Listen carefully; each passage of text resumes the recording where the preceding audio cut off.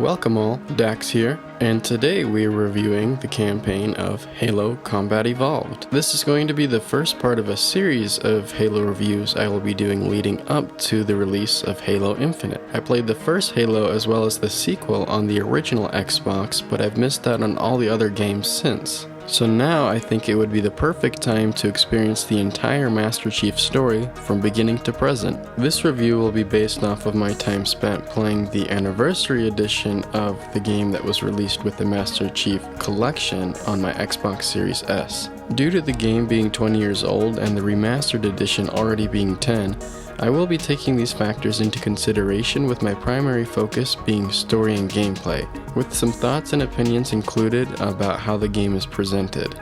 For those of you who care about this kind of thing for a game that's 20 years old, there will be some mild spoilers. There won't be any major plot details, but there will be some small mentions here and there. If you like what you see and you want to see more, feel free to leave me a like or even subscribe. It helps me in building this channel. With all that out of the way, let's start off the review with the story.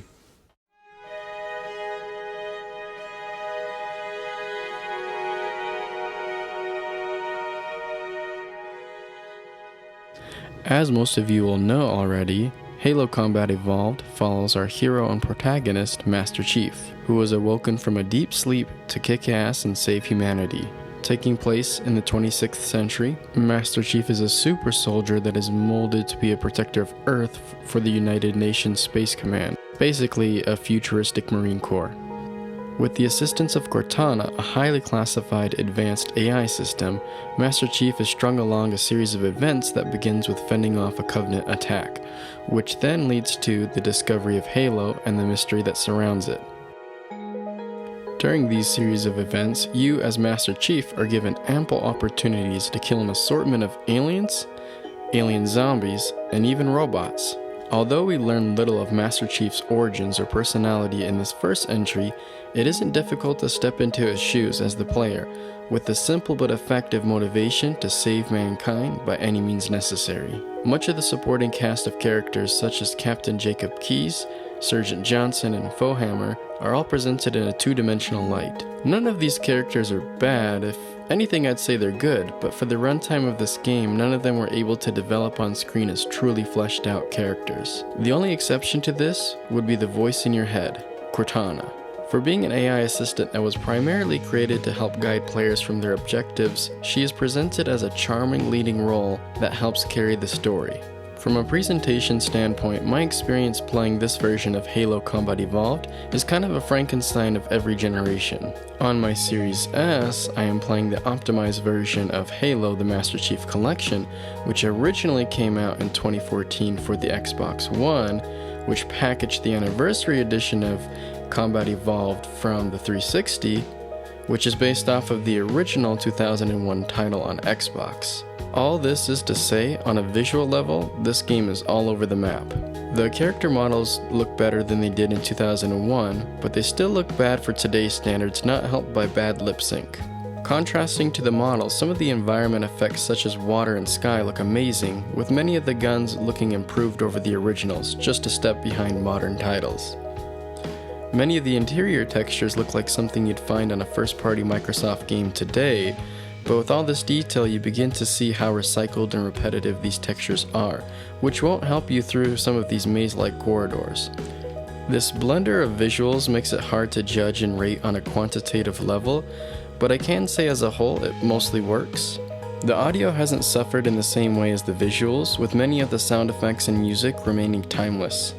There are so many sounds thrown to you as the player at once, but I find myself able to absorb and sort the information efficiently through key sound effects.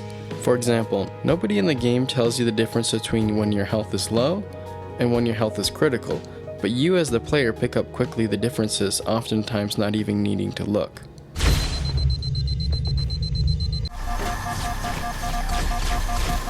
Definitely ahead of its time, the original release of Halo is a master of communicating to its players through sounds. All of this is enhanced by the music, which helps create the atmosphere when navigating through a narrow hallway with an eerie feeling of what's around the corner, or when the awe-inspiring timeless theme song comes on as you're about to do something epic.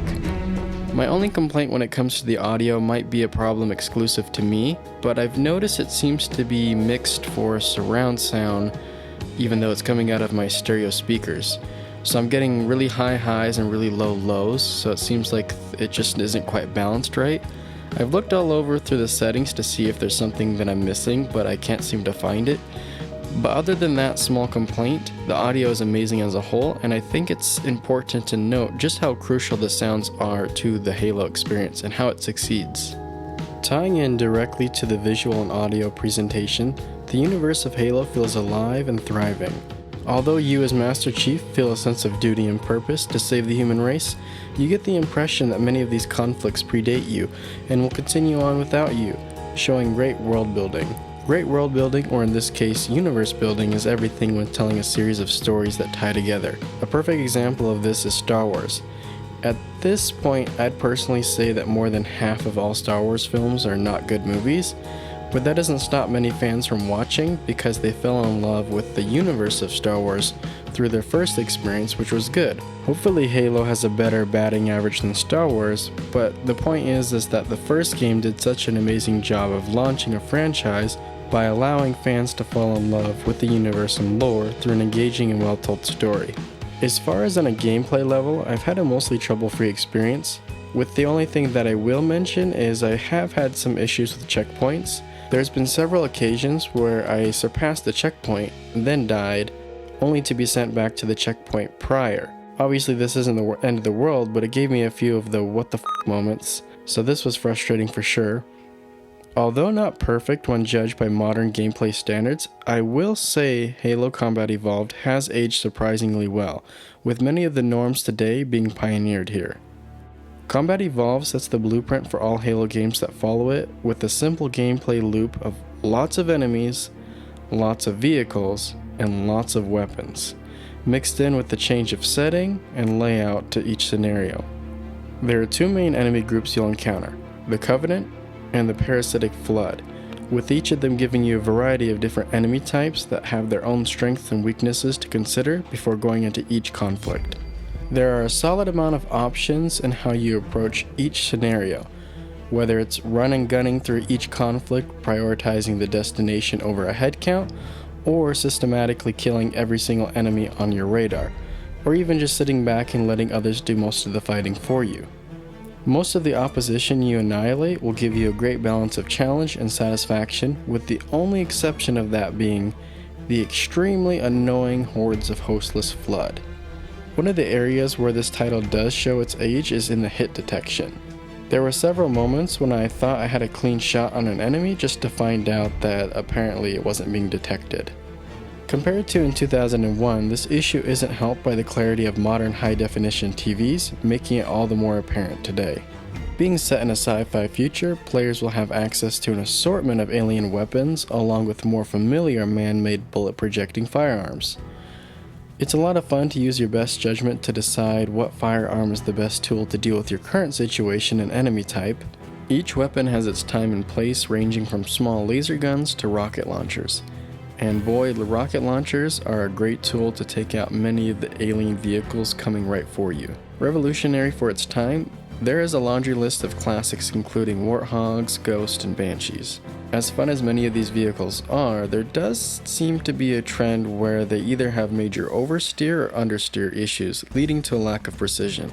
This lack of precise controls can add a fun element of unpredictability, but can also serve as a source of frustration, as I experienced in the final mission. Vehicles serve as a perfect break from the first-person action while still remaining combat-focused, giving players another layer of fun. Not everything you do is always fun. I did find myself embarrassingly lost, more than I'd like to admit, on several different occasions.